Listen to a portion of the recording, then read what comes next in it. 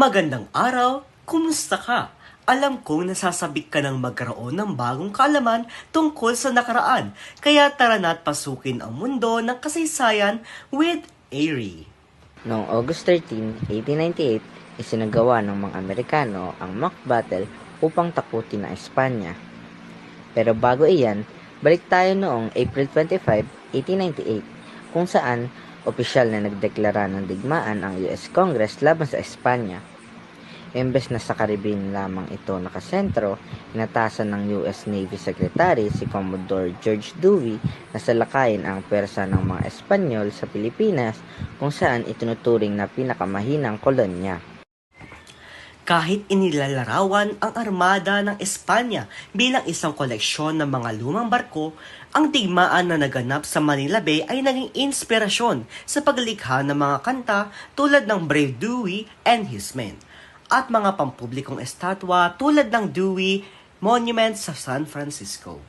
Habang kinokontrol ni Dewey ang Look sa pamamagitan ng blockade, napalibutan naman ng hukbo ni General Emilio Aguinaldo ang Intramuros upang gutumin ang mga kawal na Espanyol matapos makabihag ng humigit kumulang 5,000 mga Kastila.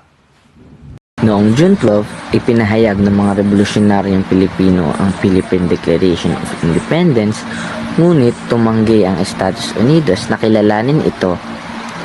Pinalibutan ng US Navy ang baybayin, hawak ng mga Pilipino ang paligid ng lungsod, at nawalan ng suporta ang mga Espanyol.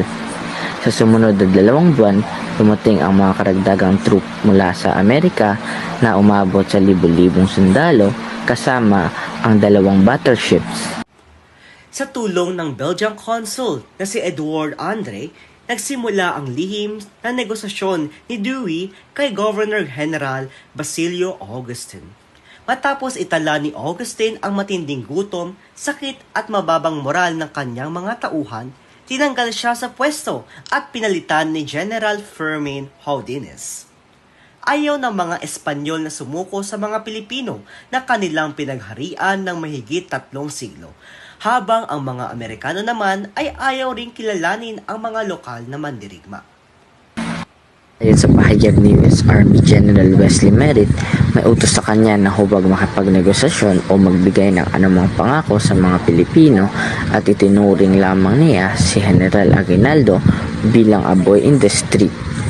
Sa kabilang banda, handang sumuko ang Spanish commander sa mga tinaguriang white people lamang at hindi kailanman sa mga Pilipino. Sina Andre, Dewey, Merritt at Houdines ang nakakaalam ng buong plano.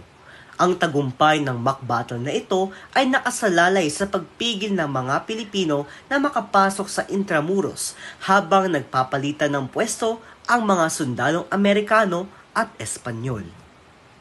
Kinaumagahan ng August 13, 1898, nagsimula ang mock battle for Manila. Dakong alas 9 ng umaga nang magsimulang magpuputok ang flagship ni Dewey na USS Olympia sa lumang kuta sa Malate. Inilarawan ng historiador na si Teodoro Agoncillo ang pagiging theatrical ng mga kaganapan nang isulat niyang ang ilang casualties sa magkabilang panig sa phony attack, na ito ay dahil lamang sa ilang actors na nagkamali sa kanyang linya sa script. Pagdating ng 11:20 a.m., itinaas ng mga Espanyol ang puting bandila at opisyal na isinuko ang lungsod. Ang mock battle na ito ay nagbigay daan sa mga Espanyol na isuko ang Manila sa mga Amerikano nang hindi napapahiya sa mga Pilipino. Ngunit ang mock battle na ito ay naging pambungad lamang sa mas dugo ang Philippine-American War mula 1899 hanggang 1902, na kumitil sa buhay ng libu-libong mandirigma at tinatayang 200,000 na sibilyang Pilipino. A gentle reminder from Airy News na hindi lamang oras ang kinintuan, kundi pati na rin ang kasaysayan na ating dapat alamin at alalahanin. We hope you enjoyed watching this video about what happened this day in our history. Don't forget to tune in to our next videos and follow our club's social media accounts. See you again in our history with Airy.